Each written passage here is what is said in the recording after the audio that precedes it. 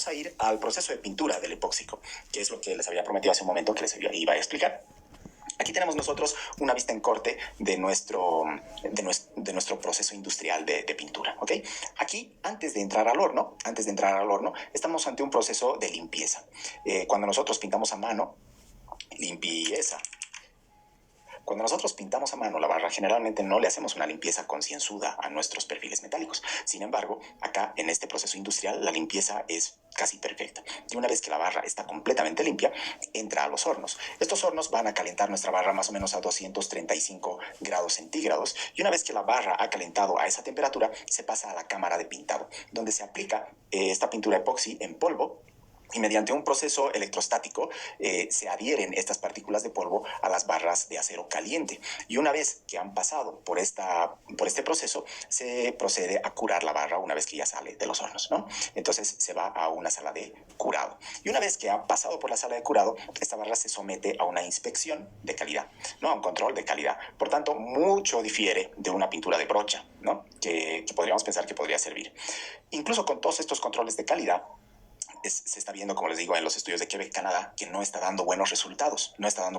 Ahora, vamos a hablar un poquito sobre la pintura. Cuando nosotros aplicamos entonces esta pintura anticorrosiva epóxica a la barra, nosotros estamos hablando de un recubrimiento industrial de más o menos 300 micrómetros, de 200 a 300 micrómetros para ser más precisos, ¿sí? Este es el grosor de la película de pintura que se aplica a la barra. Ahora, cuando nosotros aplicamos la pintura en brocha, estamos hablando a mano.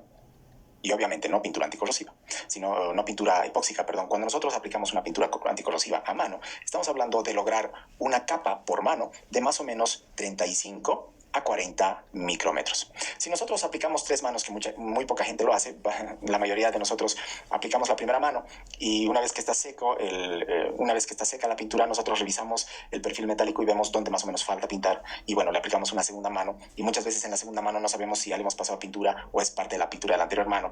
Y me quiere decir de una tercera mano. Por tanto, la aplicación a mano de la pintura es bastante desigual. E incluso si nosotros tuviéramos 3 manos aplicadas muy a conciencia, vamos a lograr 120 micrómetros de grosor de nuestra pintura, en el mejor de los casos. Muy lejos de los 200 a 300 micrómetros de pintura que tendríamos con la pintura epóxica. Entonces, ahí hay otro factor que nos dice que pintar a mano una barra de refuerzo no es una de las mejores ideas, ¿no? Bien, vámonos entonces a los cuidados que habría que tener con las barras verdes o azules de pintura epóxica. Por si acaso, cuando ustedes vean una barra verde o una barra celeste, azul claro, celeste, se trata de una pintura epóxica aplicada industrialmente a la barra. ¿Cuáles son los cuidados que hay que tener con esta barra? Para empezar, transporte.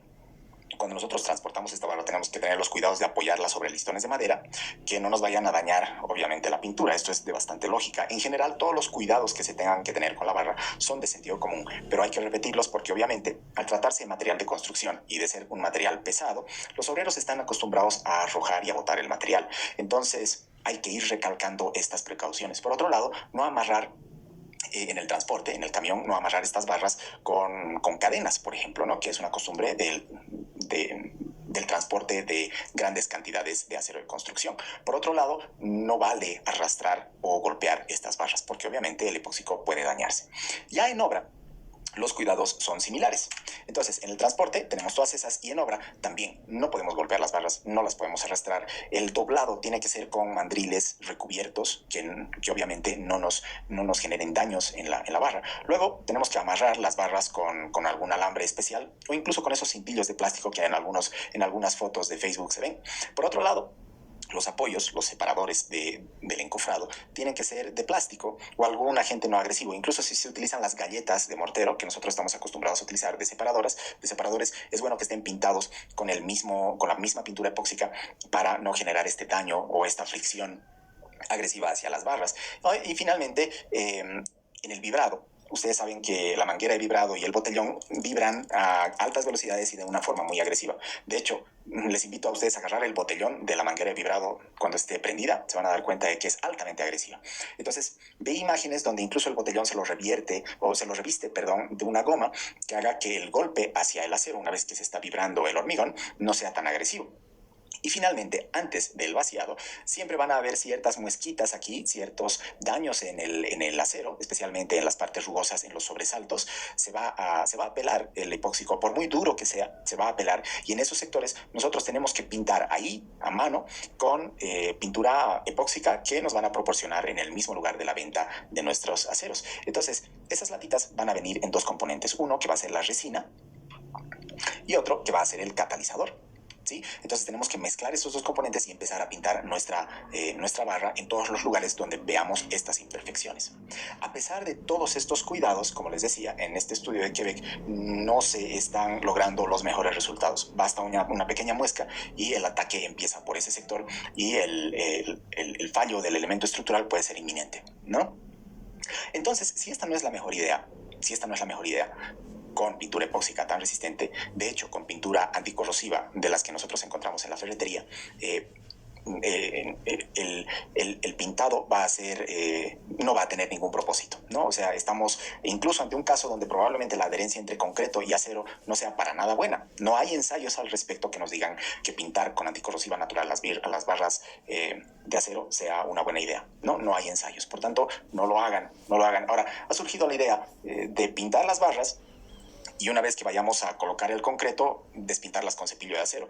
Veo ese a un trabajo muy arduo. Imagínense intentar quitar la pintura anticorrosiva de cada una de las barras antes de colocar el concreto, antes de echar el concreto. No lo veo para nada práctico. En todo caso, es mejor comprar estas barras que tienen un recubrimiento epóxico que probablemente tengan un 10 o 20% más de costo, pero que les va a evitar todo el trabajo de estar cepillando las barras para quitarles la pintura anticorrosiva que no sea epóxica, ¿no? Entonces no tiene ninguna lógica. En todo caso, para prevenir que las barras se corroan o se oxiden, la norma ACI nos sugiere ciertas cosas. Si nos vamos al capítulo 20 de la norma ACI, vamos a tener esta tablita acá, 26131, donde tenemos los recubrimientos mínimos de concreto hacia las barras de acero. Estos recubrimientos mínimos, además de darnos una resistencia mecánica, nos dan una resistencia, una protección natural entre el concreto y el acero. Si esta es mi barra de acero y mi recubrimiento de concreto es bastante grande,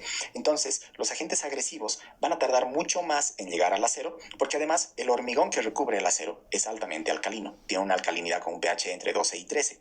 Esta alcalinidad evita que nuestra barra de acero se oxide. ¿Okay? Se forma, de hecho, una capa pasiva de óxido alrededor del acero al echarle hormigón que evita que esta barra de acero se oxide muy rápido. Ahora, mediante un proceso que se llama carbonatación, podemos hablar incluso al respecto en otro video y más a profundidad de esto, pero en un proceso que se llama carbonatación, el hormigón con el tiempo va perdiendo ese pH. Mientras más gruesa sea la capa de hormigón, la carbonatación que ataca desde la superficie externa del hormigón hacia el acero va a tardar más en llegar al acero. Y si la carbonatación tarda más en llegar al acero, entonces tenemos más tiempo de protección y mejor protección de nuestra barra de acero ante agentes agresivos como cloruros y sulfatos.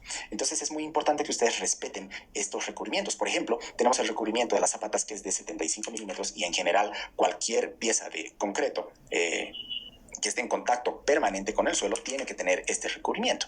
Y si nosotros cumplimos con estas normas, va a ser muy difícil que nuestro concreto o que nuestro acero se corroa.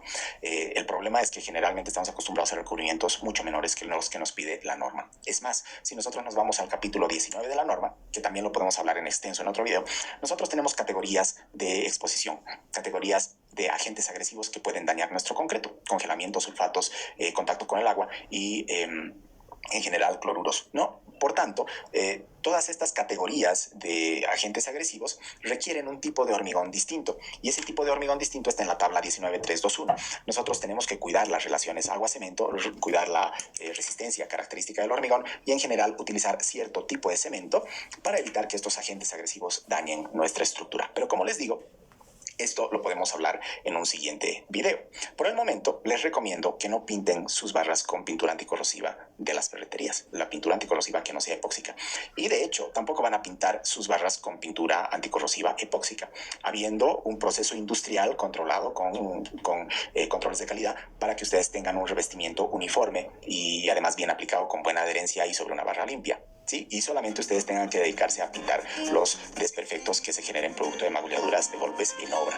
Esas serían mis recomendaciones, ese es mi punto de vista, y espero que con todo esto hayamos todos aprendido a no improvisar. ¿Ok? Nos vemos en un siguiente video, espero que les haya sido de mucho provecho. Nos vemos, adiós.